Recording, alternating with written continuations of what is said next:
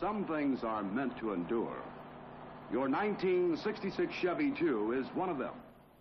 A tough, durable, practical automobile, it was designed to give years of maximum service at minimum cost of upkeep and operation. How well has Chevy II lived up to its original promise? Listen to the voices of the people who know. First, a Chevrolet Proving Grounds engineer.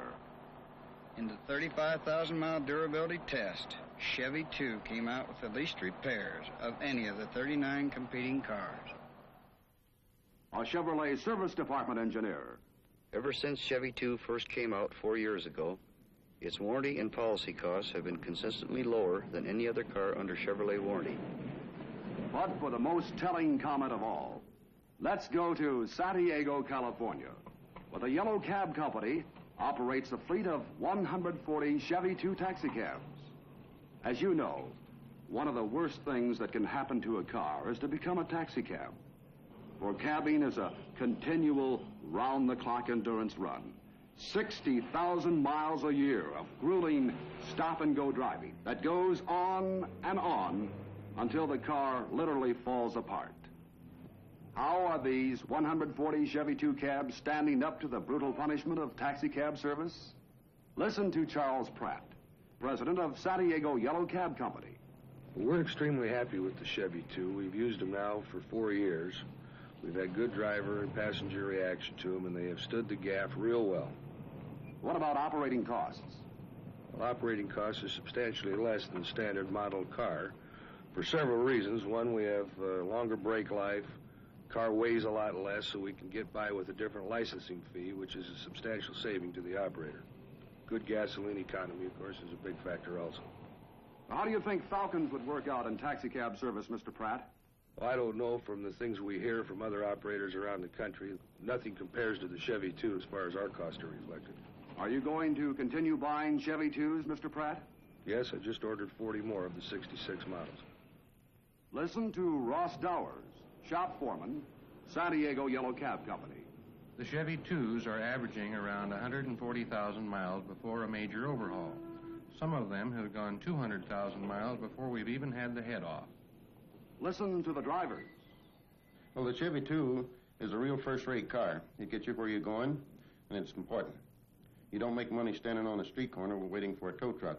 You got to have a car you can depend on. Like a Chevy II? That's right, like a Chevy II. Sure, I like the Chevy II fine. It handles like a baby carriage. That's important, too. You ain't so tired nights. Let's face it, it's a hell of a car.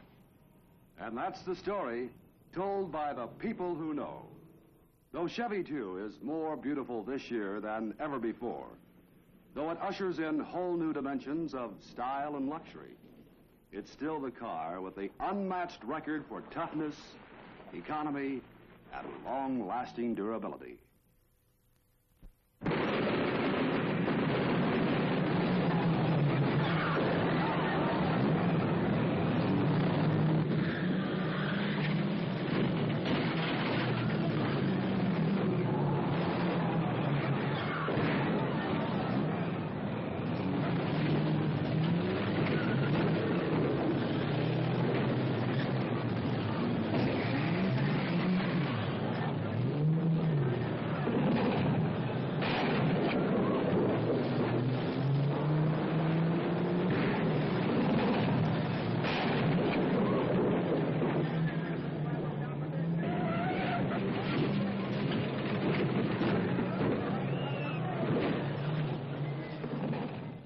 Demolition Derby. This is part of your 1966 Chevrolet selling story. For Chevrolet value, Chevrolet resale, Chevrolet guts and strength and dependability run long and deep and far into the life of an automobile. Till cars get to here, and till cars get here. 6 million cars a year end here. Since Chevrolet has outsold everybody over the last decades by wide margins, you'd think more Chevrolets would be scrapped. But just the reverse is true. More Chevrolets keep running, giving service, while more Fords wear out and come to the end of the line. The actual scrappage figures for a recent period present a very startling picture. 1956 Chevrolets scrapped, 184,000. Fords, 302,000. 55 Chevrolets, 289,000. Fords, 375,000. 54s, 241,000 to 380,000. 53s, 381,000 to 455,000. In a recent 7-year period, over 595,000 more Fords were scrapped than Chevrolets. The reason for that isn't sentiment. It's value, basic, fundamental Chevrolet value. And now, today, in Chevrolet's best tradition, the full-size Chevrolet lineup, extended, amplified, and spearheaded by the new Caprice models, represents the greatest value the automobile marketplace has ever offered. Now, let's get specific about features and proof and product sell that you can use for your 1966 Chevrolets. First, that incomparable Chevrolet ride. Nobody in Chevrolet's class has matched it yet. Chevrolet's sturdy frame and full coil suspension give it a smooth, solid, road-hugging ride that none of the others can approach. Just look at the difference as a Chevrolet and a Ford come over this ride.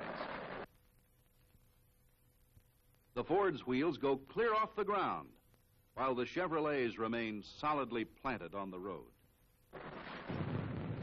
That famous Chevrolet ride was never better. To prove it, show your customers the balanced coin demonstration. It's a real test of Chevrolet ride.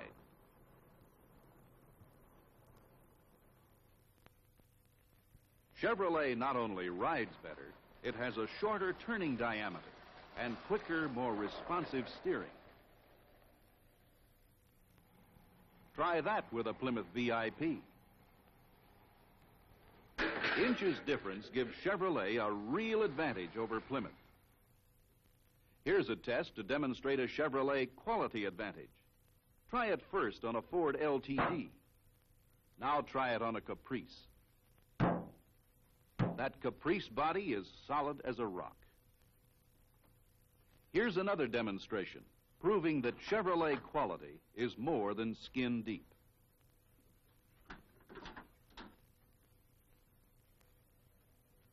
Heavy, sound-deadening insulation under the hood of the Caprice. None under the hood of the Ford LTD. None under the hood of the Plymouth VIP. Again, Caprice quality where it counts. Now another test. With sensitive sound metering equipment set up outside this Ford LTD and a microphone inside, we're going to try an experiment.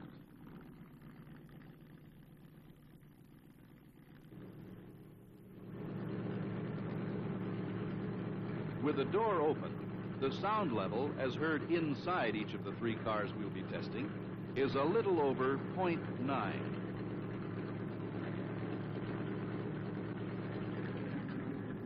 With the door closed, the sound level on this Ford LTD drops to 0.2. Next, the Plymouth VIP. With the door closed, the sound level again drops to 0.2. And now the Caprice.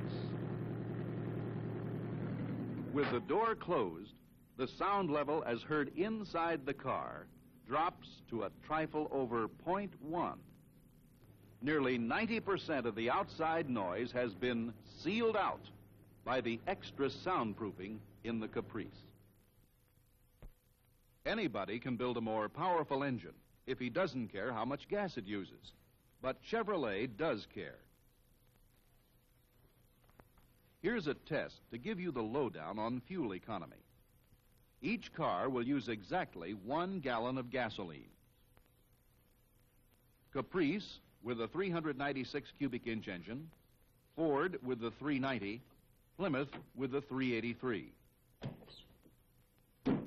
All 3 with automatic transmissions.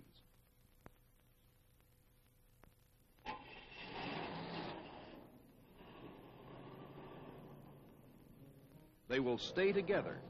Identical conditions, identical speeds, averaging 40 miles per hour. So watch those gas bottles and remember what you were told about that new 396 cubic inch engine in the Chevrolet. How its design was way out ahead of every other production engine being offered today. How it breathed deeper, had straighter passageways for both intake and exhaust to increase its efficiency. Now see what that means in fuel economy.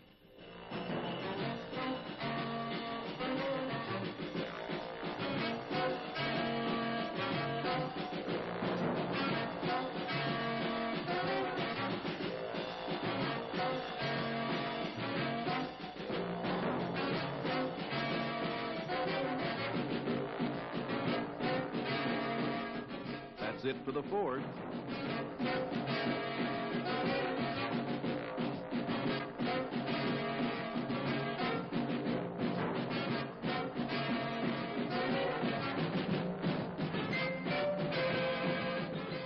There goes the Plymouth.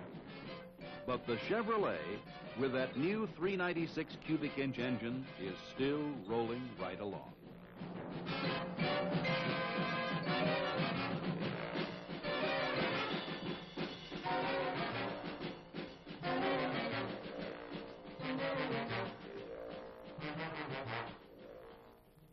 For the Ford, it's 13.1 miles on a gallon. For the Plymouth, it's 13.6 miles. For the Chevrolet, it's 15.7. 2 1/10 more than Plymouth. 2 6/10 more than Ford. Chevrolet leadership gives you so many advantages. And one of the biggest is price. For instance, 53% of Caprice buyers used to buy these cars: Pontiac, Buick, Mercury, Oldsmobile. But people changed over to Caprice because they found they could get everything they wanted for literally hundreds of dollars less. Chevrolet brings you so many features, it's impossible to cover them all. Magic mirror finish, inner fender skirts, ball race steering, flush and dry rocker panels, double wall cowl, fork-type door locks, bonded brake linings, full coil suspension, self-adjusting safety master brakes, and many more. One factor that sells cars is performance. And man, have you got performance this year, especially with that 396 cubic inch turbojet engine. Match it against Ford's 390 cubic inch Thunderbird engine and watch what happens.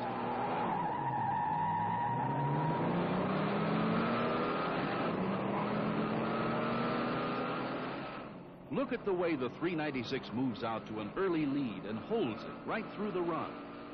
And don't forget that 396 turbojet is exactly the same engine that just trounced the Ford in economy.